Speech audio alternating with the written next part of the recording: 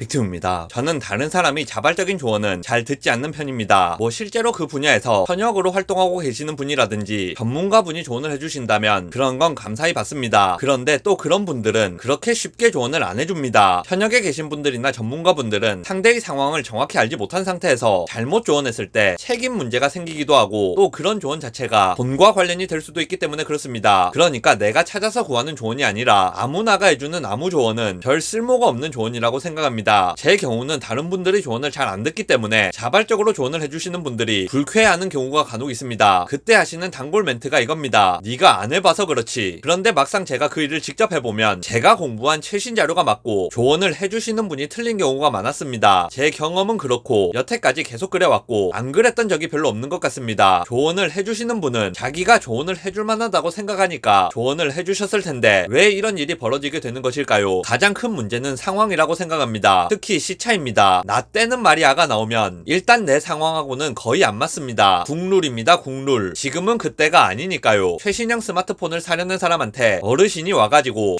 전화만 잘 되면 되지, 돈 아깝게 뭐하러 복잡하기만 하고 쓰지도 않는 기능 잔뜩 있는 스마트폰을 사냐, 이런 말씀을 하신다면 어떤 생각이 드시나요? 어처구니가 없겠죠. 그런데 실제로 이런 조언을 자기 딴에는 맞다고 생각해서 하시는 분들이 있다는 것이 문제입니다. 의사도 아닌 분이 의료 관련된 이야기하면서 20년 전에 폐기된 이론을 이야기한다든지 자기가 비슷한 일을 했던 이야기를 하는데 지금은 법이 다 바뀌어서 그렇게 하면 안 되는 걸 이야기한다든지, 똑같은 일을 하는 건 맞는데 지금은 방법이 훨씬 좋게 개선돼서 그렇게 안 해도 되는데 힘들게 옛날식으로 하는 방법을 알려준다든지, 예전에 나오던 물건이라 지금은 구하기도 힘든 물건으로 어떻게 했던 이야기를 하는 건 당시에는 도움이 됐을지 몰라도 지금은 도움이 안 되는 겁니다. 군대 갔다 오신 분들은 아시겠지만 2년 3년 정도만 사회와 격리되어도 세상이 완전 바뀌어 있습니다. 그런데 20년 30년 전 경험이라면 지금은 도움이 안 될 가능성이 높은 겁니다. 나 때는 말이야를 두세 번만 거슬러 올라가면 6.25 한국전쟁이 나옵니다. 그 정도로 세상이 많이 다릅니다. 과거의 지식이 쓸모없다는 것은 아니지만 지금 세상은 몇 개월만 해도 엄청나게 상황이 빠르게 바뀌고 있고 어느 정도 차이가 나야 조금이라도 같았을 텐데 그 차이가 너무 크다면 좀 곤란한 겁니다. 또 다른 부분은 전문성입니다. 내가 그 분야는 좀 아는데 하고 시작하시는 분들 보면 대부분 그 분야를 잘 모릅니다. 직업으로 그 일을 해보신 분들 말고는 믿을 만한 내용이 별로 없는 것 같습니다. 예를 들어 아기를 키워본 사람이라고 해도 대부분은 그냥 몇 명 키워본 경험이 끝입니다. 그분들에게 무슨 의학적인 근거나 최신 업데이트된 정보 같은 것을 기대할 수는 없습니다. 아기를 돌보는 방법 같은 것도 제가 볼 때 어르신들이 말씀하시는 것들 중 거의 반절은 틀린 것 같습니다. 특히 틀린 내용을 너무 당당하게 말씀하시는 분들이 많아서 황당할 정도입니다. 막 말도 안 되는 걸 우기기까지 합니다. 심지어 한의학에서도 인정하지 않는 아나키 같은 것을 이야기하는 분이 있으면 분노 조절이 힘들 때도 있습니다. 전문가라든지 직업적으로 그 일을 하는 분이 아니라면 해당 분야에 대한 전문성이 떨어지는 것은 당연합니다. 본인의 전문성이 떨어지는 것은 괜찮은데 잘 모르면서 남한테 조언을 하니까 문제가 되는 겁니다. 전문 지식을 가지고 보면 그렇게 하면 절대 안 되는 것들을 노하우랍시고 알려주는 분들도 가끔 있는 것 같습니다. 굉장히 위험한 거죠. 마지막으로 서열입니다. 자발적으로 조언을 해주시는 분들 중 상당히 많은 분들은 실제로 그 조언이 조언을 받는 사람에게 도움이 될지 말지에 대해 별 관심이 없습니다. 우리나라 문화만 그런지 모르겠는데 다른 사람을 비판하거나 다른 사람에게 조언을 하는 방법으로 서열 정리를 하는 경우가 있습니다. 나는 이렇게 유명한 사람도 깔 수 있다. 나는 너에게 정보를 주는 사람이니까 너보다 많이 알고 있고 너보다 서열이 높다. 그러니까 조언이라는 것을 조언으로 이용하려는 것이 아니라 인간관계에 있어서 서열 정리나 기싸움을 하는데 쓰려고 하는 분들이 있는 거죠. 저는 쓸데없는 조언이나 잘못된 조언을 자발적으로 하는 분들이 있으면 조언을 들을 생각이 없다고 잘라 말하는 편인데, 그럼 화를 내는 분들이 간혹 있습니다. 조언을 안 듣겠다는 것만으로 화가 나는 것이 이상하게 생각되겠지만 그런 생각을 깔고 하는 조언이 거절당하게 되면 화가 날 수도 있는 겁니다. 이런 식의 조언을 하는 분들은 조언을 받아들이기 시작하면 상당히 피곤해지는 경우가 있습니다. 개인적인 의견으로는 쓸데없는 조언이나 틀린 조언은 처음부터 잘라버리고 조언을 받을 생각이 없다는 사실을 확실히 해두는 편이 도움이 되는 것 같습니다. 영상 요약하겠습니다. 내가 필요해서 전문가에게 구하는 조언이나 현역에 있는 선임자가 해주는 조언은 피가 되고 살이 되는 경우가 많습니다. 하지만 내가 원하지도 않았는데 주변에서 비전문가들이 자발적으로 해주는 조언은 차라리 듣지 않는 편이 오히려 도움이 되는 것 같습니다.